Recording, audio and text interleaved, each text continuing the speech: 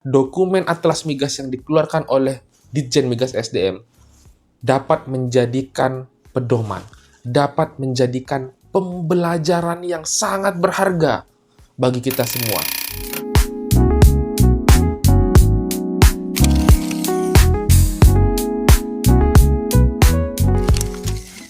Halo Garuda Crew, kali ini kita akan membahas materi yang tentu saja tidak kalah menarik, yaitu terkait tanggap darurat dan penanganan insiden di industri oil and gas. Kita ketahui bersama bahwasannya industri migas adalah objek vital yang memiliki peranan yang sangat penting dalam perekonomian global. Tentu saja, industri migas ini memiliki resiko-resiko yang tinggi. Seperti kita kenal dengan istilah catastrophic incident, mengakibatkan resiko-resiko seperti terjadinya ledakan, kebakaran, paparan gas kimia, dan juga pencemaran lingkungan. Nah, tentu saja Sobat Garuda, di sini kita harus mengetahui apa saja yang harus kita lakukan pada saat menangani kondisi keadaan darurat. Kita lakukan yang pertama, identifikasi potensi bahaya, dan juga kita lakukan evaluasi resiko. Kemudian kedua, penyusunan rencana tanggap darurat. Dan yang ketiga, lakukan pemeliharaan rutin dan inspeksi. Yang pertama kita bahas di sini terkait identifikasi potensi bahaya. Setelah kita mengetahui potensi-potensi bahaya apa saja, kondisi-kondisi darurat apa saja yang dapat terjadi di area kerja kita, khususnya di industri migas, maka kita lakukan penyusunan rencana tanggap darurat. Penyusunan rencana tanggap darurat ini dibutuhkan sebagai bentuk antisipasi untuk menangani keadaan darurat di tempat kerja kita. Contoh-contoh keadaan darurat di industri migas bisa berupa terjadinya kebakaran. Berarti penyusunan rencana tanggap darurat terjadinya kebakaran ini sangat diperlukan. Kemudian kedua, bagaimana bila terjadi yang namanya ledakan? Maka prosedur rencana tanggap darurat terkait ledakan yang terjadi di industri migas itu pun juga harus kita buat. Ketiga, misalkan terjadi kondisi keadaan darurat, terjadinya kebocoran gas pada suatu fasilitas di industri migas. Bagaimana prosedur rencana tanggap daruratnya sudah dibuat sesuai dengan kondisi darurat tadi. Dan yang ketiga, jangan lupa kita lakukan pemeliharaan rutin dan inspeksi. Pemeliharaan rutin ini sangat penting. Kalau tidak kita lakukan dengan baik, maka akan berdampak pada risiko yang sangat fatal. Contoh saja misalkan, pemeliharaan rutin terkait safety device, alat pengaman. Di dalam industri migas banyak sekali alat-alat pengaman, sensor-sensor yang dipasang di setiap equipment. Contoh saja kita berbicara terkait tangki timbun ya. Dalam Permenaker nomor 37 tahun 2016 tentang K3 bejana tekanan dan tangki timbun disebutkan apa saja syarat-syarat K3 terkait tangki timbun dari berbagai jenis. Salah satunya di sana berbicara terkait alat penyalur petir dan grounding. Sudahkah equipment tersebut dipasang? Nah, yang kedua, kalau kita berbicara terkait pesawat uap, teman-teman buka kembali, refresh kembali terkait peraturan UAP tahun 1930. Di sana dibahas mengenai apa saja komponen-komponen equipment yang wajib dipasang ketika teman-teman memiliki ketel uap atau boiler dengan tekanan tinggi. Bila mana yang kedua teman-teman memiliki ketel uap dengan tekanan rendah. Salah satunya harus terpasang yang namanya safety valve. Untuk alat tersebut dipasang untuk merilis tekanan yang berlebih.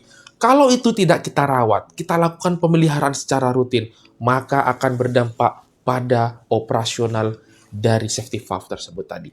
Kesimpulannya adalah perawatan rutin sangat diperlukan juga dalam proses penanganan tanggap darurat tersebut tadi. Kedua, berbicara terkait kolaborasi dengan pihak terkait. Nah, kolaborasi dengan pihak ketiga ini salah satunya ya teman-teman, bagaimana kita bekerja sama dengan pihak-pihak tertentu bila mana terjadi keadaan darurat. Contoh saja, yang sering kita jarang antisipasi adalah terjadinya demonstrasi. Terjadinya demonstrasi ini sering. Kalau kita perhatikan beberapa kejadian-kejadian demonstrasi di industri migas karena apa? Hal-hal sepele. Contoh saja, karyawan atau pekerja merasa kesejahteraannya tidak terpenuhi. Akhirnya memblokade jalan, melakukan demonstrasi. Apa antisipasi yang dilakukan oleh perusahaan untuk mencegah terjadinya demonstrasi tersebut tadi? Bisa berkolaborasi misalkan dengan pihak keamanan, security, atau yang kedua dengan pihak luar terkait keamanan yaitu kepolisian, militer, dan lain sebagainya. Contoh yang kedua, kolaborasi dengan pihak terkait mengenai layanan kesehatan kerja, terkait pemeriksaan kesehatan karyawan, kemudian di sana terkait juga penanganan kondisi darurat ketika korban sudah tidak mampu ditangani oleh petugas first aider yang ada di lokasi. Maka penting sekali kita memilih dan melakukan MOU kerjasama ketika terjadi keadaan darurat tadi, maka hal itu dapat tertangani dengan cepat. Kemudian pemantauan terkait pemantauan yang terus-menerus atau kita kenal dengan istilah continuous improvement. Nah, di sini ketika kita melakukan suatu simulasi, ketika kita melihat ternyata kondisi penanganan insiden tersebut tidak maksimal, kita lakukan pemantauan nih teman-teman, secara terus-menerus. Untuk apa tujuannya? Agar kondisi-kondisi yang kurang maksimal tadi bisa kita benahi ke depannya. Nah, pentingnya di sini nih. Jadi, mohon maaf, PDCA-nya ini jalan. Planning-nya jalan dengan dilakukan perencanaan, do-nya, monitoring-nya jalan, cek-nya, evaluasi jalan, ketika ada rekomendasi, kita lakukan yang namanya tindak lanjut. Dan yang terakhir, kita berbicara terkait investigasi atau listen learn. Lagi-lagi kita membahas tentang listen learn. Tujuannya, kenapa dalam dokumen Atlas Migas contoh saja, Ditjen Migas ISDM melakukan sosialisasi, sharing, disebarluaskan, bukan untuk menyudutkan suatu perusahaan. Sehingga dokumen Atlas Migas yang dikeluarkan oleh Ditjen Migas SDM dapat menjadikan pedoman, dapat menjadikan pembelajaran yang sangat berharga bagi kita semua. Teman-teman bisa buka-buka, baca-baca kembali, dan lain sebagainya. Mau itu kejadiannya di hulu ataupun di hilir. Ini dapat membantu wawasan kita semua, skill kita semua, bagaimana antisipasi kita ketika menghadapi kondisi-kondisi darurat yang ada di area kerja kita. Berikut adalah komponen-komponen utama dalam penanganan keadaan darurat yang harus dipahami oleh seorang pengawas K3 di industri migas. Yang pertama, terkait sistem proteksi dan alarm darurat. Nah, sistem deteksi ini, seorang pengawas K3 industri migas harus memastikan bahwa alat-alat deteksi berfungsi dengan baik dan rutin diuji.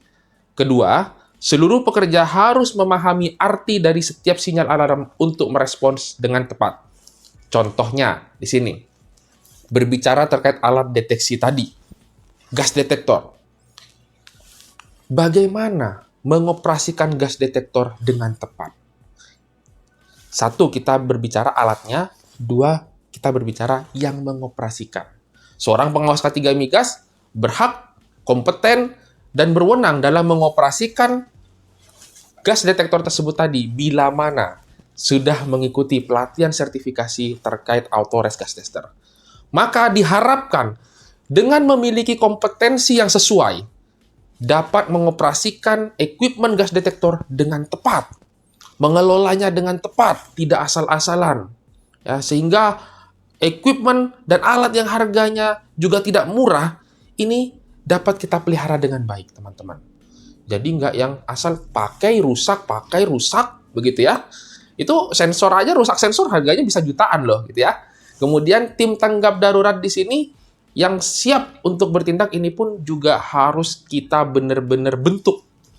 Ya, pengawas ketiga industri migas bertugas mengorganisasi dan melatih tim ini secara berkala. Kemudian selanjutnya koordinasi tim dengan pihak luar seperti pemadam kebakaran dan medis ini juga harus terjalin dengan baik. Baik, kita sekarang berbicara terkait struktur tim tanggap darurat. Setelah struktur tim tanggap darurat ini kita bentuk, kita susun, kita sahkan beserta job desk-nya oleh pimpinan tertinggi di area kerja, maka kita sosialisasikan tadi. Kita lakukan pelatihan untuk membekali tim tanggap darurat ini bisa dengan maksimal dalam menangani kasus-kasus keadaan darurat khususnya di industri migas. Kedua, bisa saja teman-teman bekerja sama dengan misalkan tim damkar dari kabupaten dan provinsi masing-masing. Untuk apa? Untuk membekali pengetahuan, skill, gitu ya, dari petugas tim pemadam kebakaran yang kita punya tadi. Misalkan kedua, kita memiliki tim tanggap darurat dari tim first aider-nya. Kita bekerja sama dengan pihak-pihak tertentu untuk mengadakan latihan secara bersama-sama. Ya, dengan harapan menambah wawasan, menambah skill, sehingga kemampuan yang dimiliki oleh petugas first aider tadi itu dapat membantu bila mana terdapat korban jiwa dalam keadaan darurat di tempat kerja kita. Ada beberapa regulasi dan standarisasi mengenai prosedur tanggap darurat, ya. Contoh saja mengenai Undang-Undang Nomor 1 Tahun 1970 tentang keselamatan kerja, itu juga dibahas bagaimana terkait keadaan darurat di PP Nomor 50 Tahun 2012 dan juga peraturan-peraturan turunan yang lainnya. Dan juga yang kedua adalah standarisasi SOP yang ada di masing-masing perusahaan. Berikut ada beberapa pedoman-pedoman penanggulangan bencana, baik itu di tingkat nasional, tingkat korporasi, dan juga tingkat sektor hulu maupun hilir. Jadi kalau di industri migas ini ada sektor hulu, ada sektor hilir. Nah, ada pedoman-pedoman. Tujuan kita merefer ke SOP tersebut adalah kita memiliki acuan bagaimana prosedur tanggap darurat di hulu ini kita lakukan dengan maksimal. Tujuan kita mengikuti SOP yang ada di sektor hilir adalah ketika terjadi tanggap darurat, keadaan darurat, kita sebagai tim penanggulangan keadaan daruratnya dapat melaksanakan prosedur keadaan darurat tadi dengan cepat dan tepat di sektor hilir. Dan beberapa standarisasi yang lain di sini. Oke. Kemudian kita refresh kembali terkait major accident hazard. Ada apa saja resiko-resiko yang terjadi di industri migas.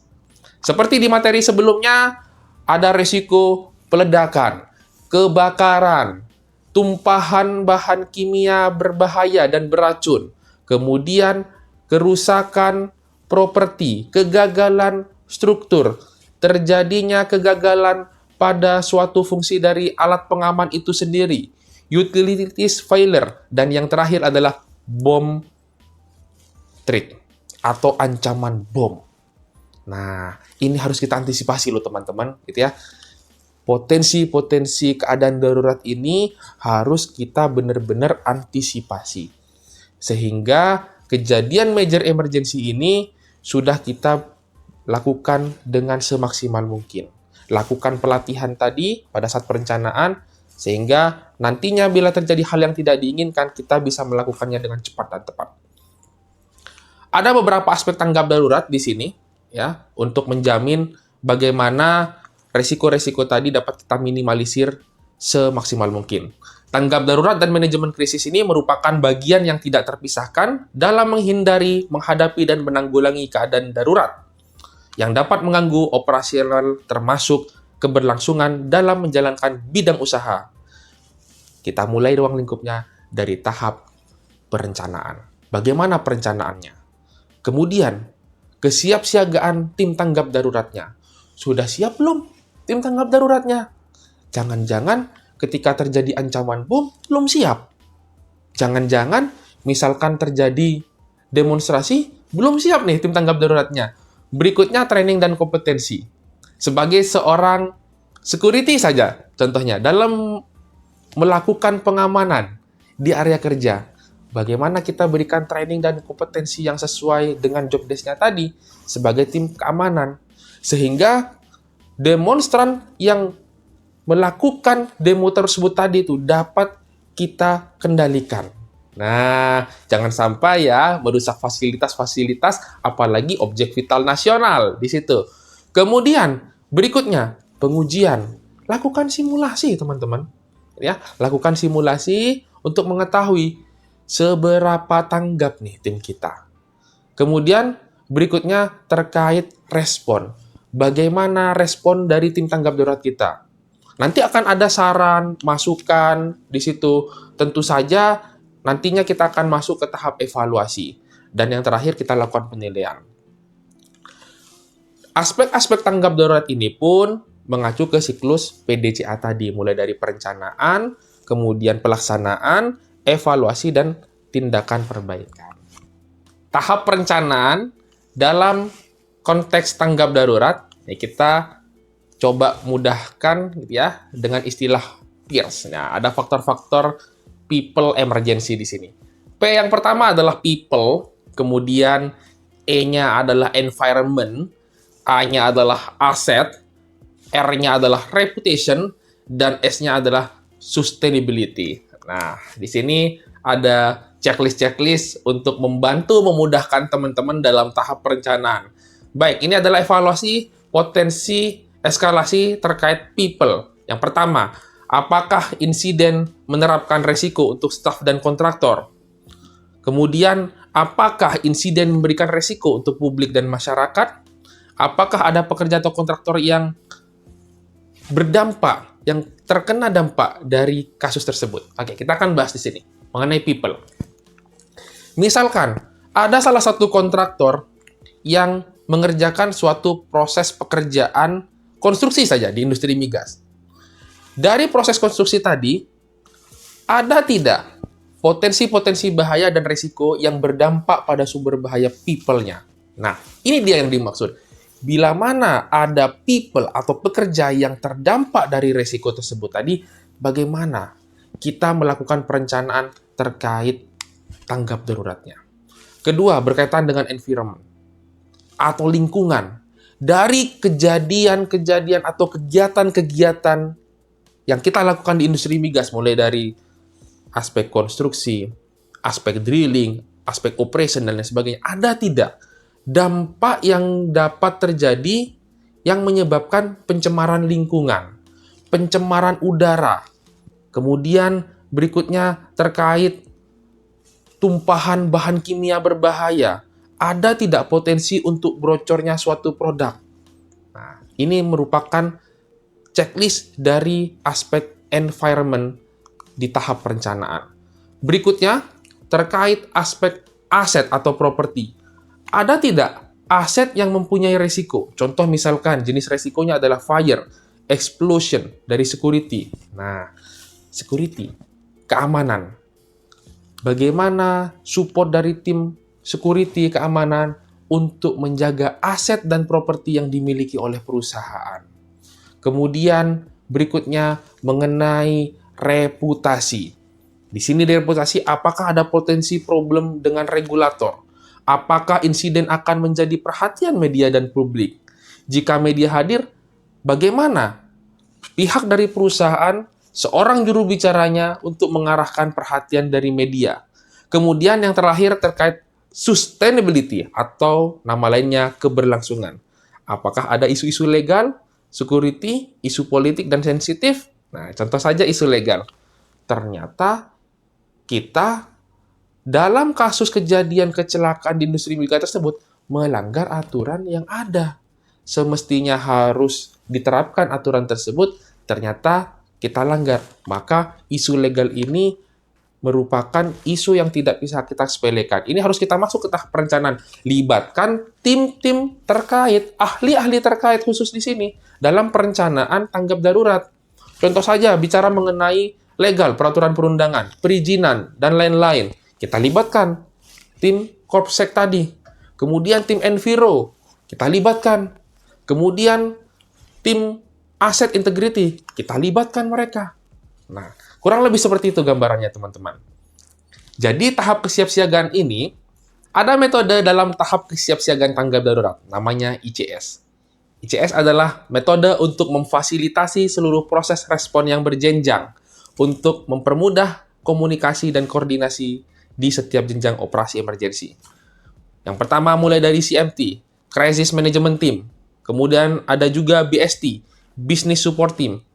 IMT, Incident Management Team. Dan yang terakhir adalah SRT, Specialist Response Team. Tahapan-tahapannya, yang pertama dimulai dari bagaimana menyatakan kondisi emergensi dan pemberian instruksi awal.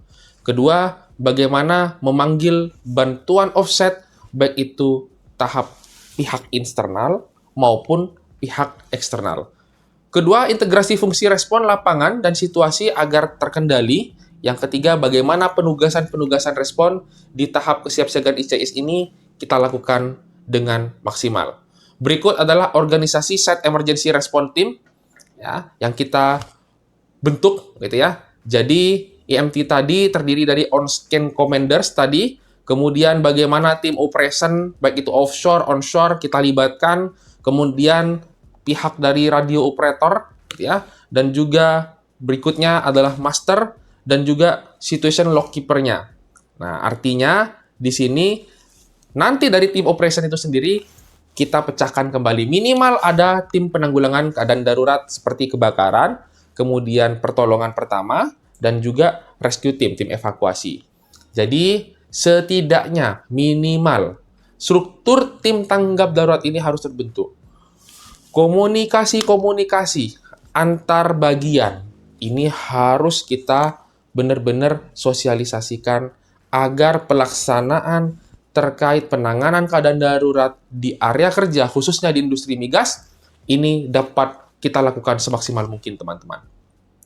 Kemudian, berikutnya yaitu peran Site Emergency Response Team, atau kita kenal dengan istilah SERT. Apa saja peran-peran dari SERT tersebut? Yang pertama, meyakinkan operasi taktis penanganan insiden di lokasi kejadian dilaksanakan secara aman, terorganisir dengan baik dan efektif. Kedua, mengendalikan lokasi insiden dan sumber daya yang dibutuhkan, termasuk dalam respon operasional, penanganan insiden di tempat kejadian insiden. Ketiga, meyakinkan keamanan dan keselamatan personel yang merespon insiden di tempat kejadian. Keempat, mengidentifikasi, mengorganisir, dan mengelola respon yang harus dikerjakan untuk mengatasi permasalahan terkait insiden. Dan yang terakhir, harus berkomunikasi secara efektif. Artinya, koordinasi, komunikasi, ini tetap harus efektif.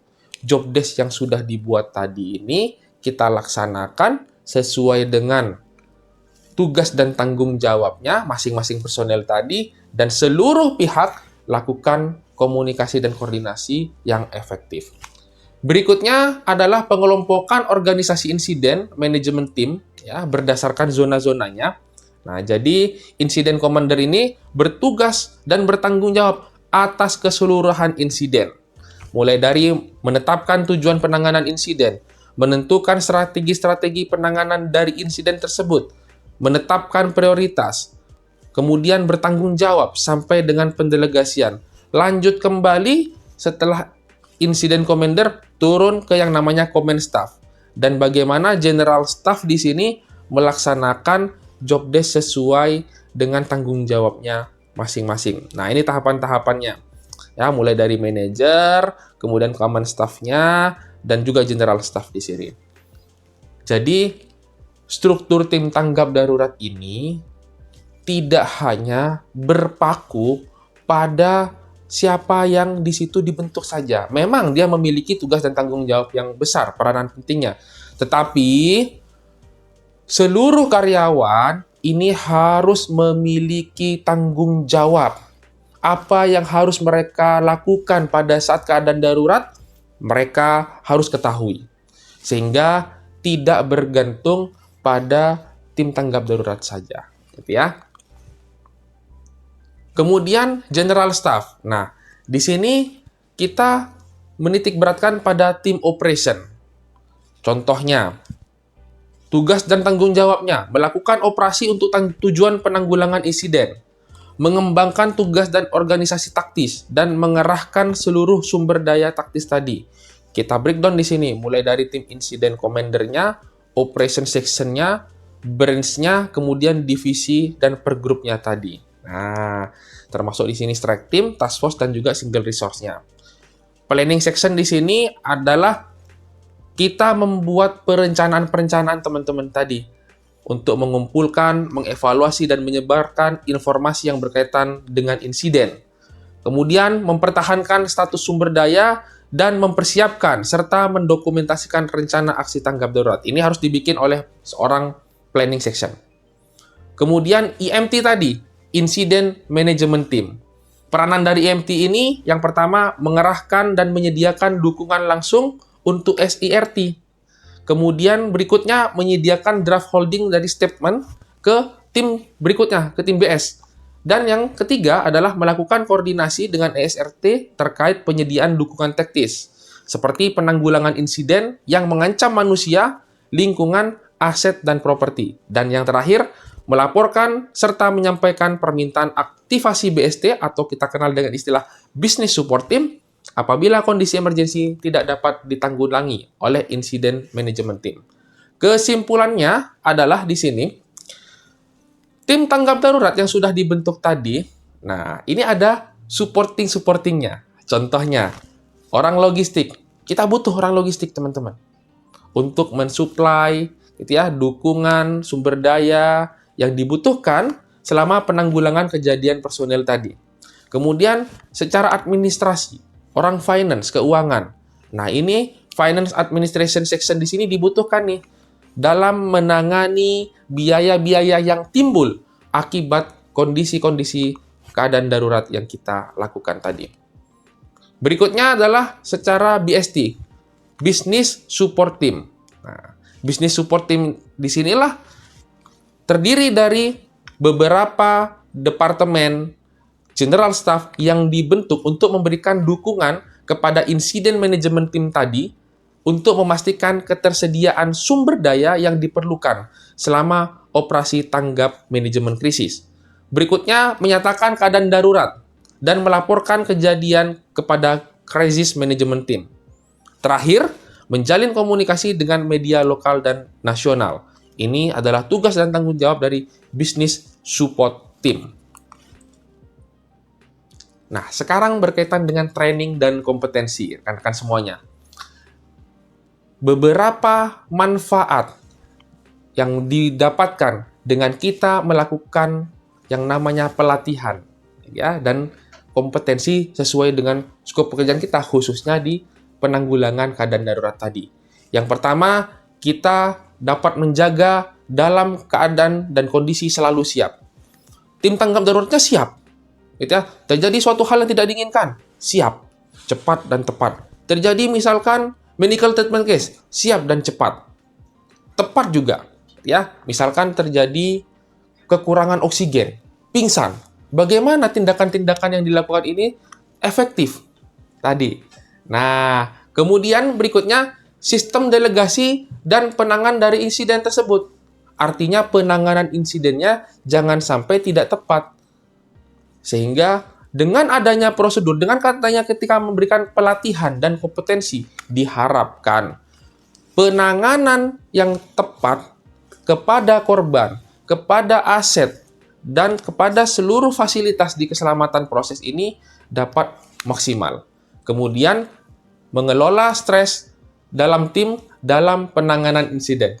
Ternyata pengelolaan dan penanganan insiden itu dapat mengakibatkan stres loh, teman-teman. Nah, dengan adanya training dan kompetensi ini diharapkan teman-teman semua sebagai tim tanggap darurat ini dapat mengelola stresnya dengan sebijaksana mungkin. Nah, di sini perlunya kepemimpinan, sifat leadership, dan juga kerjasama antar tim ini sangat-sangat diperlukan. Baik, selanjutnya kita akan mempelajari bagaimana cara membuat simulasi dari keadaan darurat. Nah, ini adalah drill and exercise. Jadi, teman-teman di sini, setelah menetapkan kondisi keadaan darurat di area kerja khususnya di industri migas, maka selanjutnya kita membuat schedule ataupun jadwal. Kapan kita melakukan emergency drill tersebut tadi. Contoh, misalkan, dalam 1 bulan sekali dilakukan yang namanya emergency drill terkait fire drill. Contoh lainnya, dalam 1 bulan sekali dilakukan emergency drill terkait mastering drill. Nah, dari situ kita libatkan siapa saja nih tim-tim emergency yang harus terlibat dalam skenario simulasi tersebut. Itu maksudnya. Sehingga planning terkait emergency drill yang sudah kita rencanakan beserta tim-tim siapa saja yang terlibat itu dapat terlaksana dengan baik. Dengan harapan seluruh peran serta dari sini mulai dari regional, aspek-aspek SIRT, kemudian IMT, BST, dan Crisis Management Team ini dapat selalu siap dalam menangani setiap insiden. Mulai dari tahapan kejadian di field, kemudian sektor-sektor untuk tahapan berikutnya, yaitu untuk regional, bahkan sampai ke tingkat subholding. Nah, untuk selanjutnya, training dan simulasi terkait latihan dimulai dari basic training dan skill training, serta beberapa training-training dan simulasi latihan yang lainnya. Mulai dari regular simulation, call out exercise, team drills, emergency skills training, dan juga workshop. Kita mulai dari basic training. Basic training, contoh saja, seluruh pekerja yang ada di fasilitas anjungan diberikan dasar bagaimana melakukan yang namanya latihan menuju titik kumpul. Nah, itu dikatakan yang namanya mastering drilling. Itu termasuk ke dalam contoh basic training. Contoh yang kedua, skill training terkait penanganan korban luka bakar. Contoh kedua, terkait penanganan kasus korban henti jantung. Berikut merupakan contoh dari skill training. Dan juga tahapan-tahapan lainnya seperti team drills. Nah, team drills di sini adalah anggota yang sudah dibentuk dari tim simulasi tanggap darurat dan kita berikan pelatihan sehingga mereka dapat dengan cepat dan tepat dalam menangani kasus-kasus insiden. Ada beberapa tahapan di sini, ya. Yang pertama, personilnya tadi harus familiar dengan peralatan dan semua perencanaan terkait peran dan tanggung jawabnya. Familiar juga terkait fire brigades dan juga medical team. Nah, familiar yang berikutnya terkait pengujian dan review perencanaan termasuk komunikasi dan logistik, sehingga mereka up to date. Dan yang terakhir adalah menjaga kompetensi setiap waktu. Baik, kita mulai dari tahap pertama, familiar dengan peralatan. Tim tanggap darurat yang bekerja dan menangani kasus bekerja di ruang terbatas. Contoh kasus kecelakaan di ruang terbatas. Mereka harus familiar dengan penggunaan gas detektor. Mereka harus familiar dengan penggunaan equipment SCBA. Mereka harus familiar dengan penggunaan terkait tripod. Nah, kemudian berikutnya terkait familiar dengan fire brigade. Bila mana terjadi kasus ledakan, percikan api akibat pekerjaan pengelasan di dalam ruang terbatas, tim dari fire brigade tadi harus dengan cepat dan tanggap bagaimana memadamkan api di pekerjaan ruang terbatas. Kemudian berikutnya adalah bagaimana melakukan pengujian dan review perencanaan di sini.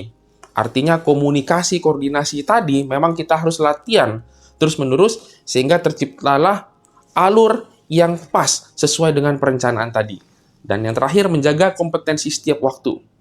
Menjaga kompetensi di sini artinya kompetensi tadi harus kita berikan awareness terus-menerus. Kita berikan dan jadwalkan kapan pelatihan kepada tim tanggap darurat yang sudah kita bentuk tadi. Tujuan dari drill and exercise ini sendiri, yang pertama yaitu mempersiapkan keahlian dalam pengelolaan semua aspek dari operasi tim. Kedua, memvalidasi perencanaan dan tindakan respon. Ketiga, mengevaluasi komando, kontrol, dan sistem pelaporan. Keempat, mempraktekkan masing-masing individu bekerja sama sebagai tim, dan tersedianya data informasi untuk tim penanggulangan keadaan darurat. Oke, kita mulai dari yang pertama, mempraktekkan keahlian dalam pengelolaan semua aspek di sini. Contohnya, misalkan, keahlian dari tim P3K. Bagaimana di sini teman-teman tim P3K mempraktekkan keahliannya dalam melakukan penanganan untuk terjadinya yang namanya korban jiwa dalam kasus kecelakaan kerja. Contoh berikutnya, tim penanggulangan kebakaran. Mereka dilatih agar siap menangani kondisi-kondisi darurat ketika terjadi kebakaran di seluruh aspek di kegiatan industri migas. Kedua, yaitu memvalidasi perencanaan dan tindakan respon. Bila mana terdapat suatu perencanaan dalam suatu kegiatan tanggap darurat, maka respon yang cepat dan tepat ini sangat diperlukan oleh teman-teman tim tanggap darurat. Sehingga dari perencanaan tadi memang betul-betul kita harus mempraktekkan apa yang seharusnya dilakukan oleh teman-teman tim tanggap darurat tadi. Kemudian berikutnya, mengevaluasi terkait komando, kontrol, dan sistem pelaporan. Dari sini adalah tahapan-tahapan dalam prosedur pelaporan terkait tanggap darurat ini harus kita rencanakan, harus kita susun. Sehingga alur komunikasi mulai dari field, kemudian tahap regional, sampai ke subholding, ini benar-benar terstruktur dengan baik, teman-teman. Kemudian berikutnya adalah mempraktekkan masing-masing individu bekerja sama sebagai tim. Nah, di sini kan sudah terbentuk beberapa tim-tim dari tim tanggap darurat. Tim evakuasi saja tidak hanya mengevakuasi korban, tapi bisa saja jadi mengevakuasi dokumen yang ada di lokasi tersebut. Ketika terjadi kebakaran, tentu saja bagaimana dokumen-dokumen tadi ini pun juga kita tidak bisa abaikan.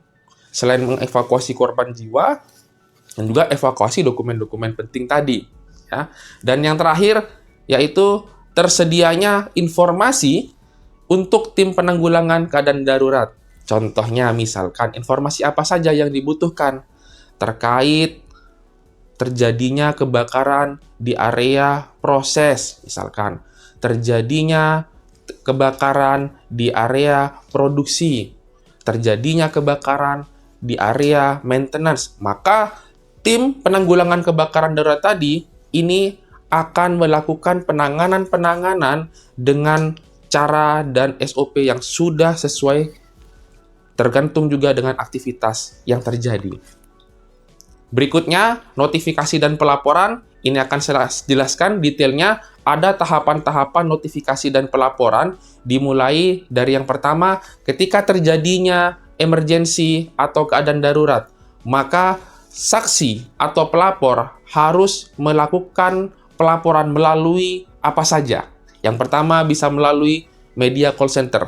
Biasanya terdapat call emergency number di suatu area industri migas. Kedua, bisa melaporkan melalui manajemen. Ketiga, bisa melaporkan melalui tim HSE-nya. Dan berikutnya, yang terakhir, bisa melakukan pelaporan melalui tim operation. Berbicara terkait pemulihan atau rehabilitasi, ada beberapa tahapan-tahapan di sini. Kapan sebenarnya tahapan pemulihan ini sudah kita lakukan, ya. Yang pertama, bila tidak ada lagi sasaran yang dituju. Kemudian kedua, tidak adanya permintaan dari tim OSC atau SRT yang penting terkait kapan harus segera dilaksanakan. Berikutnya, yang ketiga, menghentikan semua tindakan penanganan. Keempat, membuka item-item yang tidak lagi menjadi tanggung jawabnya. Kita lakukan berikutnya debrief, dan juga keputusan-keputusan dari semua anggota sebagai pembelajaran. Nah, ini harus kita terapkan. Contohnya, terkait pemulihan. Bila mana ada salah satu di sini kondisi yang dirasa sudah memenuhi, berarti tahap pemulihan ini sudah harus kita lakukan. Pentingnya melakukan tahap rehabilitasi pemulihan terkait pasca insiden. Nah, untuk kategori level emergency di sini, rata-rata di industri migas dikategorikan menjadi 3 level emergency. Level emergency pertama, tier pertama, level emergency kedua, tier kedua, level emergency ketiga, tier ketiga. Saya berikan contoh dari beberapa tabel-tabel berikut yang mudah. Contohnya, bila mana terjadi kondisi darurat, ada pekerja yang mengalami cedera ringan. Bila mana masih bisa dihandle oleh tim medis yang bertanggung jawab di dalam field tersebut, maka dia masuk ke kategori tier 1. Kedua, bila mana terjadi kondisi emergensi yang ternyata tim medisnya tidak mampu menanggulangi kondisi emergensi tersebut, contohnya medical treatment case, ternyata harus dilakukan operasi tindak lanjut, maka sudah masuk ke ranah tier 2. Dan kemudian yang ketiga, ini bisa berupa bencana. Bila terjadi kondisi darurat seperti bencana alam, gitu ya, yang harus melibatkan media nasional, gitu ya, ini masuk sudah ke tahapannya tier 3. Kesimpulannya teman-teman, baik itu tier 1, tier 2, tier 3, selain kita identifikasi dulu di awal kondisi-kondisi darurat tersebut tadi, nah, kita jadwalkan untuk melakukan simulasi emergency drill tadi di setiap tahapan. Tujuannya apa? Tujuannya agar dimanapun kondisi level emergency ini terjadi, kapanpun kita selaku tim tanggap darurat di area industri migas itu sudah selalu dalam kondisi yang siap. Ini adalah emergency plans. Kalau kita bagikan secara general, rata-rata di industri migas dibagi menjadi beberapa bagian. Yang pertama, pada saat kita berbicara di area field. Nah, ini adalah site SRT-nya. Kemudian di zona ada EMT tadi. Kemudian di regional ada BST. Dan di subholding ada Crisis Management Team. Nah, jadi dari setiap tahapan-tahapan baik itu di field, kemudian di regional, kemudian di subholding, ini sudah ada tahapan-tahapannya. Contoh misalkan di level pertama untuk di level field. Nah, di sini dilakukan oleh tactical response ya dan juga tim dari IMST tadi. Kemudian level kedua untuk business management di tahap regional dan di subholdingnya itu sendiri ini untuk level krisis ya dilakukan oleh strategic and reputation issue.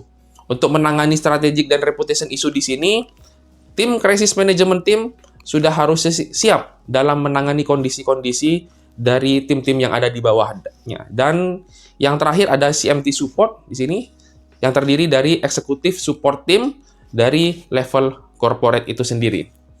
Nah, berikut gambarannya terkait emergency response organization, baik itu mulai dari tahapan site, zona, regional, dan subholding. Jadi contohnya seperti ini. Ini kalau setingkat oil and gas company yang sudah multinasional, teman-teman. Kalau teman-teman bekerja di sebuah kontraktor di industri migas, bila mana ada tahapan-tahapan, contoh saja misalkan di area korporasi. Kemudian di korporasi tersebut tadi memiliki beberapa project-project. Nah, teman-teman yang ada di project, bagaimana membuat struktur tim tanggap darurat dan teman-teman yang ada di korporasi ini juga mendapatkan informasi yang sedetail-detailnya, secepat mungkin, seakurat mungkin dari teman-teman di project. Sehingga apa? Penanganan terkait kondisi-kondisi darurat, baik itu di level project, sampai teman-teman supporting dari teman-teman korporasi, ini dapat dilakukan dengan maksimal. Tidak merasa teman-teman yang di lapangan, di field, merasa dia menghandle kondisi tersebut sendiri. Sementara di korporasi hanya memonitoring. Tidak, bukan begitu teman-teman semuanya. Sehingga maksud dari emergency response organization ini dibuat dan dibentuk adalah bentuk dan tahapan-tahapan koordinasi dan komunikasi pelaporan dari insiden yang terdapat di lapangan, di proyek, agar tersampaikan dan terhandle dengan baik nantinya juga oleh teman-teman dari tim korporasi. Nah, berikut adalah emergency notification, gitu ya.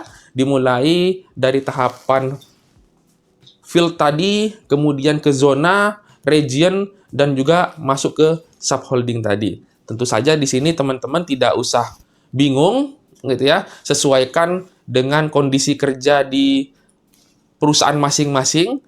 Yang seperti yang saya sampaikan tadi, tujuannya satu, komunikasi dan koordinasi terkait pelaporan dari kondisi tanggap darurat dapat maksimal dan terhandle dengan baik. Nah, kemudian berikutnya di sini berkaitan dengan alur komunikasi. Teman-teman bikinkan alur komunikasi ketika membuat sebuah emergency response plan tadi. Contohnya di sini, ketika kita berbicara terjadi kasus keadaan darurat di proyek atau di lapangan, maka teman-teman written report di sini membuat laporan, kemudian mengirimkannya, menginformasikannya kepada teman-teman SERT leader. Nah, ini sebagai verbal communication. Jadi kita bagi menjadi dua gitu ya. Ada yang written report, ada juga yang verbal communication. Baik itu level field, kemudian level EMT, ya, per zonanya tadi, kemudian level BST secara regional, dan secara subholdingnya.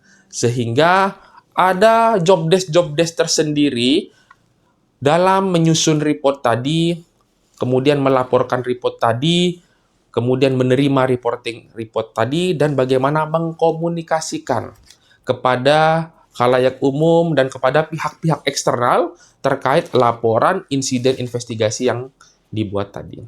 Nah, sekarang kita akan mempelajari terkait apa itu insiden investigation, atau mungkin dikenal dengan istilah juga accident investigation ya. Laporan penyelidikan terjadinya kasus kecelakaan adalah serangkaian kegiatan yang dilakukan untuk mencari penyebab-penyebab terjadinya kejadian tersebut.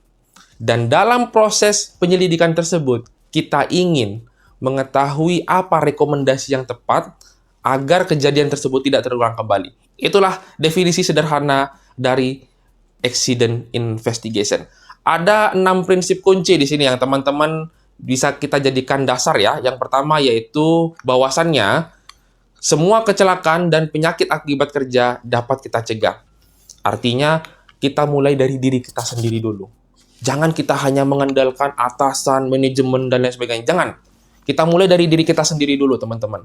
Ketika diri kita pribadi memiliki tanggung jawab berkaitan dengan keselamatan, kesehatan, ya, di setiap aktivitas yang kita lakukan, maka kecelakaan kerja dapat dicegah sedini mungkin.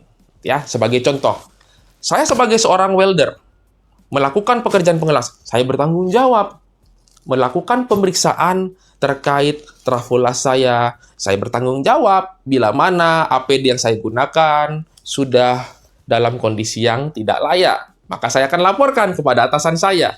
Kemudian yang kedua, terkait keselamatan merupakan tanggung jawab jajaran manajemen.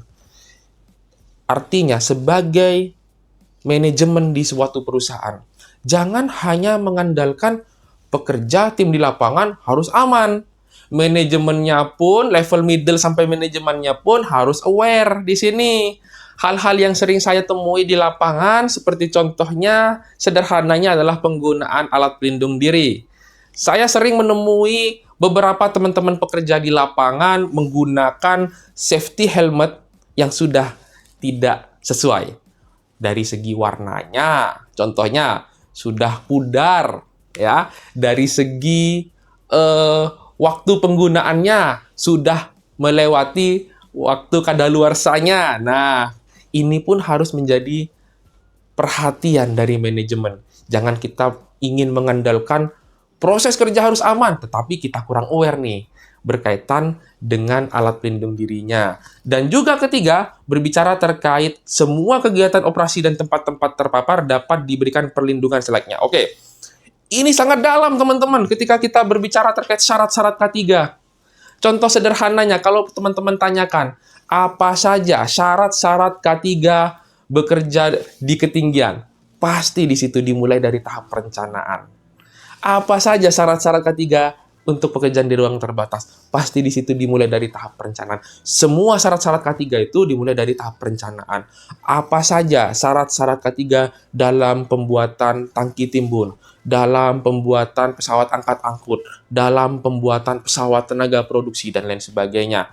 Maka pelajarilah regulasi yang ada, ya. Kemudian kita cari tahu apa saja syarat-syarat K3 di setiap aktivitas yang ada di regulasi tadi. Berikutnya adalah jajaran manajemen bertanggung jawab juga memberikan pelatihan ke semua karyawannya untuk bekerja dengan selamat. Di sini, pentingnya membuat dokumen TNA. Apa itu TNA? Training Need Analysis. Masing-masing divisi, ya, para pimpinan-pimpinan masing-masing divisi wajib membuat dokumen TNA tadi, gitu ya, sehingga kita mengetahui siapa saja nih posisi-posisi yang ada nih di divisi tersebut. Kemudian gap analisisnya kita bikin. Pelatihan apa yang dibutuhkan? Baik itu pelatihan internal, eksternal. Berapa biayanya? Siapa prioritas yang akan diikutkan training? Kemudian dilakukanlah yang namanya evaluasi, sehingga tujuan dari dilaksanakannya training kepada karyawan benar-benar terlaksana sesuai dengan tujuannya. Gitu ya. Tidak hanya asal training, gitu ya, tapi yang diharapkan di sini adalah training tersebut tadi memberikan wawasan, pengetahuan, dan peningkatan skill kepada karyawan yang diikutkan tadi. Berikutnya, bekerja dengan selamat merupakan suatu persyaratan hubungan kerja. Contohnya seperti ini, teman-teman.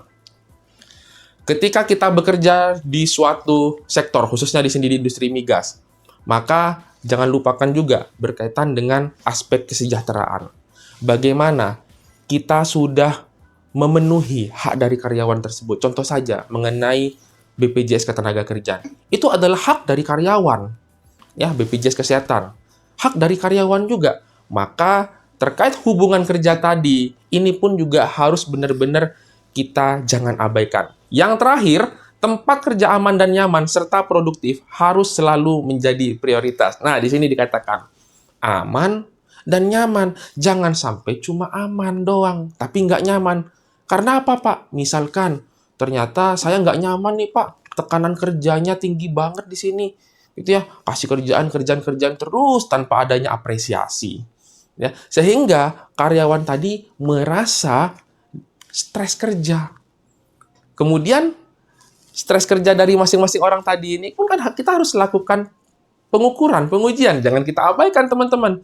Itu kalau kita abaikan, itu ya berarti kita melanggar regulasi Permenaker 5 2018 tentang K3 lingkungan kerja. Padahal di sana harus dilakukan pemeriksaan dan pengujian lingkungan kerja yang rutin, ya, secara berkalanya. Teman-teman bisa pelajari kembali nanti di regulasi tersebut. Ini ada ilustrasi terkait insiden, eksiden, nermis, bahkan sampai terjadinya kecelakaan kerja di industri migas, contohnya ya di sini ya. Nah, ada insiden dan eksiden. Apa persamaannya? Mereka berdua sama-sama kejadian yang tidak diinginkan, gitu ya, yang dapat menimbulkan resiko bila mana terjadi di area kerja kita. Perbedaannya adalah insiden, yaitu tidak ada korban jiwa dan belum ada yang namanya kerusakan material. Tapi kalau sudah kita masuk ke eksiden, ini ada korban jiwa dan ada juga kerusakan material, gitu ya. Nah, insiden dan eksiden ini tadi sama-sama harus kita pantau sedini mungkin, teman-teman, sehingga kita mengantisipasi resiko-resiko yang terjadi khususnya di industri migas. Kecelakaan itu terjadi pasti ada sebab musababnya. Nah, tidak mungkin kecelakaan tersebut ucuk-ucuk terjadi. Ya, apa saja tahapan-tahapannya? Dimulai dari lemahnya kontrol.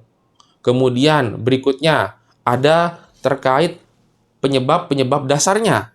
Kemudian penyebab langsungnya apa saja sampai terjadinya suatu eksiden. Inilah teori domino dari Freiberg. Contoh-contoh dari lack of control. Misalnya, kepatuhan terhadap regulasi. Suatu kecelakaan itu terjadi, apakah melanggar regulasi yang ada? Silakan teman-teman telusuri.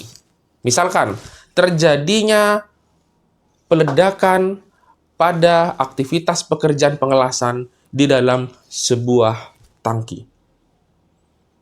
Berarti teman-teman harus mengetahui terlebih dahulu peraturan perundang-undangan terkait pekerjaan di ruang terbatas, kemudian siapa saja yang berhak melakukan pekerjaan-pekerjaan tersebut.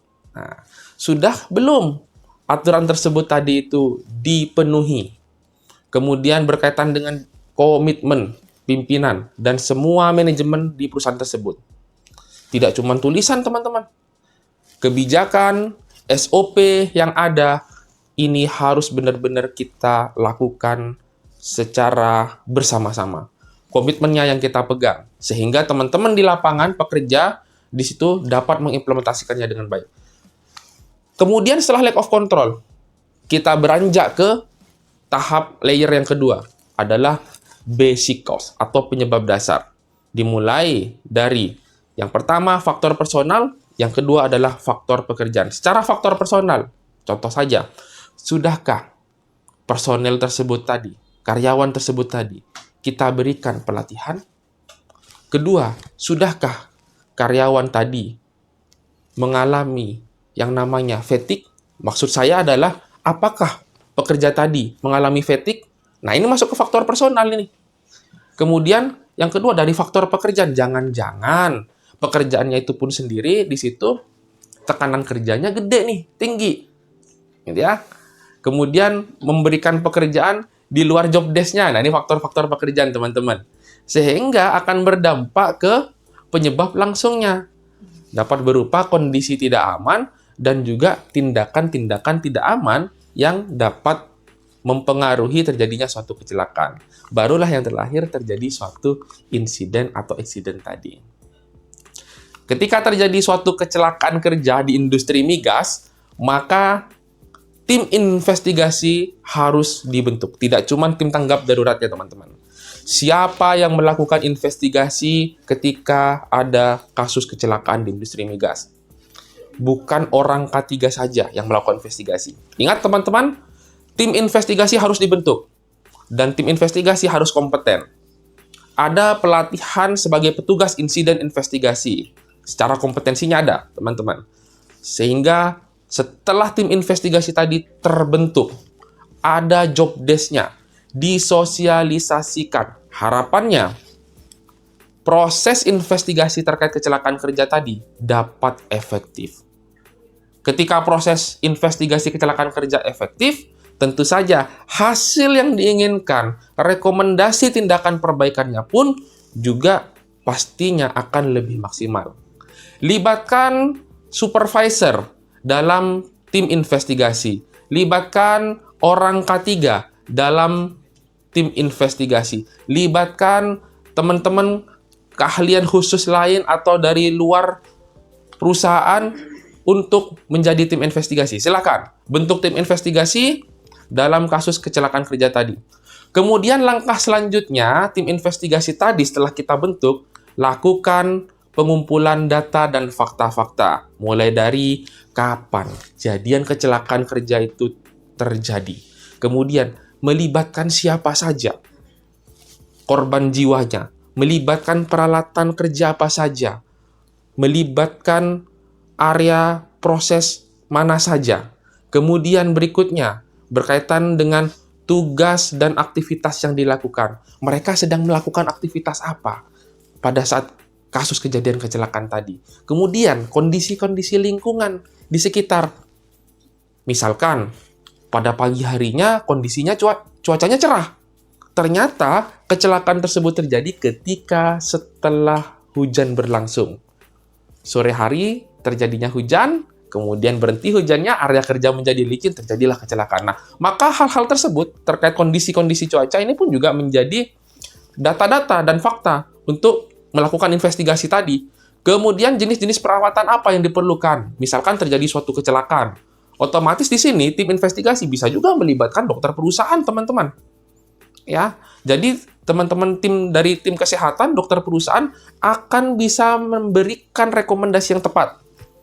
Apakah korban tersebut harus istirahat dulu selama berapa hari, berapa minggu? Atau yang kedua, dapat langsung bekerja dengan normal. Dan yang ketiga, kumpulkan juga data-data dan fakta seperti kita membuat sketsa, gambar rekonstruksi, dan lain sebagainya. Nah, mengumpulkan data dan fakta dalam proses investigasi ini bisa menggunakan metode 4P. People, Part, Position, and Paper. Apa saja 4P tersebut, teman-teman? Nah, ini untuk memudahkan teman-teman dalam mengidentifikasi data dan fakta-fakta dengan menggunakan prinsip 4P tadi. People. Siapa saja saksi-saksinya? Ada saksi langsung, ada saksi tidak langsung. Gitu ya. Kemudian, part. Equipment apa saja yang digunakan dalam proses kejadian tersebut. Kemudian bagaimana terkait record inspeksinya dari peralatan tersebut tadi. Kemudian P yang ketiga yaitu position. Pada saat terjadinya kasus kecelakaan, di mana letak lokasinya, TKP-nya. Nah, ini harus benar-benar dilakukan yang namanya proses investigasi, teman-teman. Langsung di barricade tersebut. Untuk apa?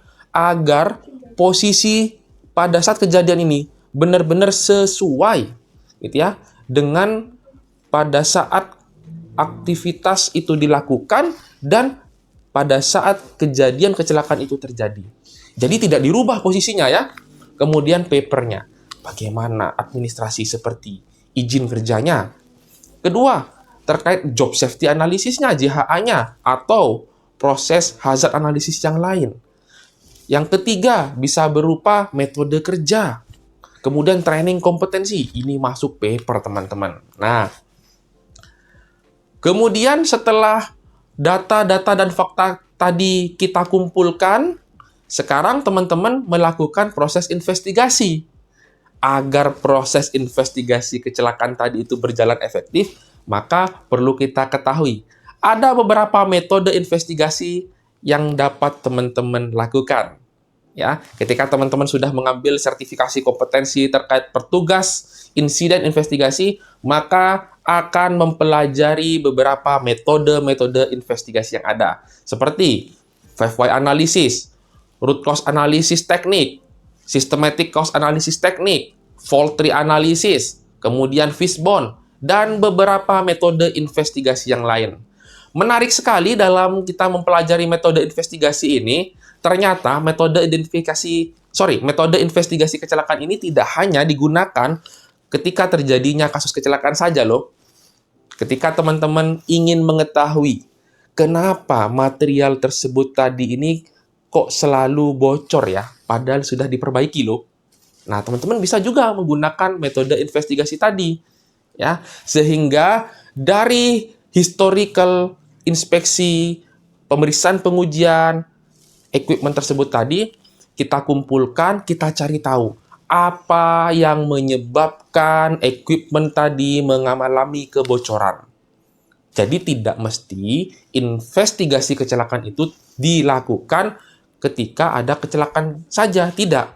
Melainkan untuk mengetahui faktor-faktor penyebab-penyebab apa saja yang dapat terjadi di kerugian-kerugian yang lain juga, seperti terjadinya kebocoran dan beberapa aktivitas-aktivitas yang lainnya.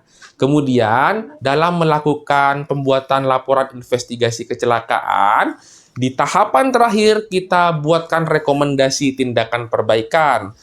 Dengan teman-teman mengetahui akar dari penyebab kejadian kecelakaan tadi, tujuannya dan harapannya, rekomendasi tindakan perbaikan ini dapat dibuat sesuai gitu ya dengan yang diharapkan dan tepat. Kemudian rekomendasi tindakan perbaikan ini siapa PIC-nya dan kapan due date-nya harus dilakukan. Ingat teman-teman, membuat laporan investigasi kecelakaan kerja khususnya di industri migas tidak hanya asal membuat, tidak hanya asal mementingkan satu lembar laporan saja, tidak. Tapi yang dilihat di situ adalah tujuan akhirnya. Tujuan akhir dari membuat laporan investigasi kecelakaan tadi, akankah kejadian tersebut terulang kembali? Nah, jadi benar-benar rekomendasi tindakan perbaikannya ini harus tepat, lagi teman-teman ya. Ada berapa contoh-contoh format laporan investigasi berdasarkan standarisasinya yang ada, teman-teman tinggal ikuti. Kemudian bila mana perusahaan teman-teman di situ sudah memiliki template, ya, yang sesuai dengan standarisasi, tinggal ikuti saja. Yang penting data-datanya, sumber-sumber informasinya, tahapan-tahapannya ini jelas. Begitu ya. Kemudian ini adalah model sebab akibat dari akar penyebab insiden. Nah, kita mengetahui nih apa saja penyebab insiden tersebut terjadi. Baik, kita melihat dari yang namanya kebijakan. Dari lack of control dulu ya. Dari lack of control. Bagaimana kebijakan atau keputusan dari tim manajemen tersebut. Nah, baru setelah itu kita masuk ke yang namanya penyebab dasar tadi. Jadi sebenarnya ini adalah implementasi dari teori domino tadi, teman-teman. Ya, mulai dari lack of control, basic cause, immediate cause, sampai yang terakhir terjadinya insiden. Ingat teman-teman, kecelakaan itu terjadi pasti ada sebab musababnya. Jadi, ruang lingkup pengawasan dari seorang pengawas K3 di industri migas itu dimulai dari tahap perencanaan, pembuatan, kemudian pada saat pemantauan hasil operation, kemudian bila mana terjadi yang namanya maintenance, dilakukan yang namanya maintenance atau perbaikan, gitu ya. Dan yang terakhir adalah pada saat dilakukan atau terjadi yang namanya kejadian emergency. Yang terakhir yaitu terkait the accident with di sini. Nah, maksud dari hasil dan tujuan dari investigasi kecelakaan tadi, injury atau insiden ini diibaratkan adalah sebuah pohon, begitu ya. Ada buah di situ, kita pengen cari tahu nih, akar permasalahannya apa. Jangan sampai dari laporan investigasi tadi itu hanya ada di atas akarnya saja. Ternyata akarnya nggak ketahuan di sini. Ya, kita bisa saksikan bersama di sini. Apa saja tahapan-tahapannya. Misalkan, hazardous continue-nya, yaitu adalah missing guard. Kemudian berikutnya ada defective tools. Contoh misalkan ternyata alatnya rusak. Oke, jangan hanya berhenti di alatnya rusak. Tapi apa penyebab dari alat itu rusak? Jangan-jangan ternyata alat itu rusak karena tidak pernah dilakukan maintenance. Jangan-jangan alat itu rusak karena memang tidak sesuai dengan standarisasinya. Sudah lama, sudah memang usianya. Gitu ya. Dan beberapa contoh-contoh yang lainnya lagi. Contoh misalkan, pekerjaan di ketinggian ya dilakukan untuk supporting kegiatan di industri migas. Salah satunya misalkan ada pekerjaan pengelasan di ketinggian. Ternyata pekerjanya, weldernya, terjatuh dari ketinggian setinggi 10 meter. Kemudian kita ingin mencari tahu apa penyebabnya. Jangan cuma hanya di lack of control-nya saja kita berhenti. Ya, personelnya tadi, kenapa welder tadi bisa terjatuh? Jangan-jangan kalau kita telusuri ternyata welder tersebut tadi di awal belum memiliki kompetensi terkait bekerja di ketinggian. Berarti terkait trainingnya itu sendiri tadi, itu adalah lack of control-nya. Penyebab akar masalahnya tadi itu, teman-teman. Coba itu kita identifikasi sejak awal. Tidak mungkin akan kita bisa antisipasi sejak awal. Jadi kesimpulannya begini, teman-teman. Ketika teman-teman mengikuti suatu aktivitas, project dan lain sebagainya, teman-teman harus berkoordinasi dengan semua divisi ini. Ya, teman-teman seorang K3 misalkan, berkoordinasi dengan orang project management. Pak, pekerjaan ini berapa lama akan dilakukan di project tersebut? Contoh saja, 6 bulan, Pak. Baik. Manpower planning-nya ada berapa? Ada 50 orang, Pak. Oke, kita harus koordinasi lagi dengan orang HRD, SDM. Pak, ternyata setelah saya pelajari, ini membutuhkan beberapa sertifikat kompetensi loh, Pak, untuk manpower yang akan kita rencanakan bekerja di area tersebut. Nah, ini sudah bentuk identifikasi di awal, teman-teman. Kemudian berbicara terkait perencanaan kontraktor. Kita harus berkomunikasi dengan teman-teman procurement yang melakukan dan yang memiliki job desk untuk memilih dari kontraktor tersebut tadi. Sehingga teman-teman dari procurement itu tidak salah dalam memilih teman-teman subkontraktor. Ya, contoh saja misalkan yang dipilih untuk melakukan pekerjaan perbaikan sebuah tangki timbun adalah kontraktor yang tepat yang memang memiliki izin.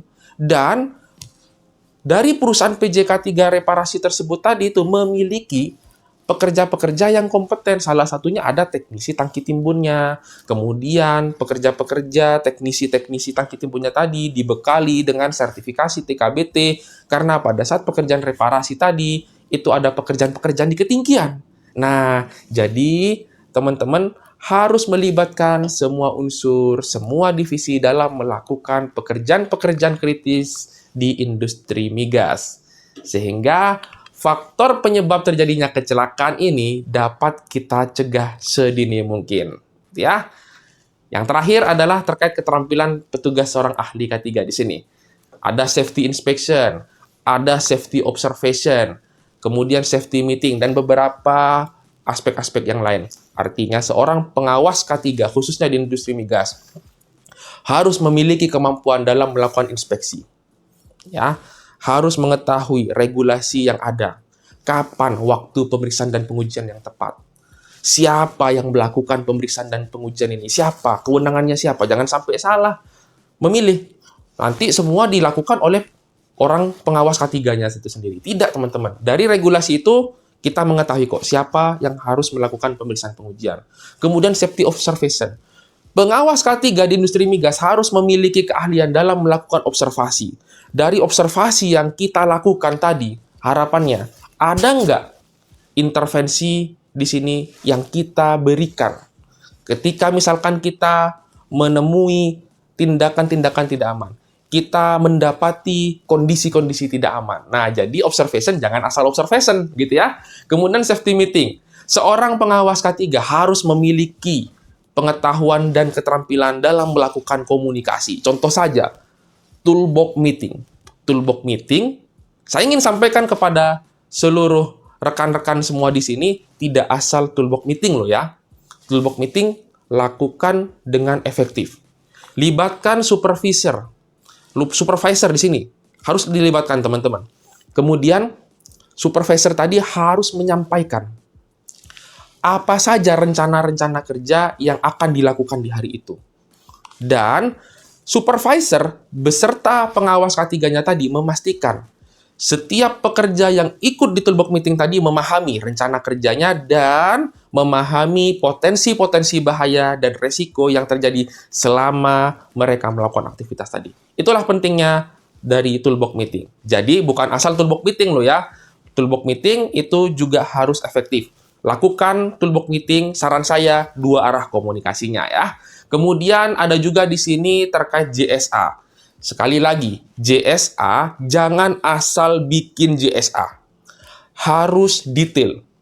Adalah salah satu metode identifikasi bahaya berdasarkan urutan-urutan langkah pekerjaan. JSA di sini, teman-teman libatkan teman-teman supervisor, libatkan teman-teman yang nanti melakukan eksekusi tadi. Sehingga urutan-urutan langkah pekerjaannya, ini teman-teman bisa breakdown-kan dengan tepat.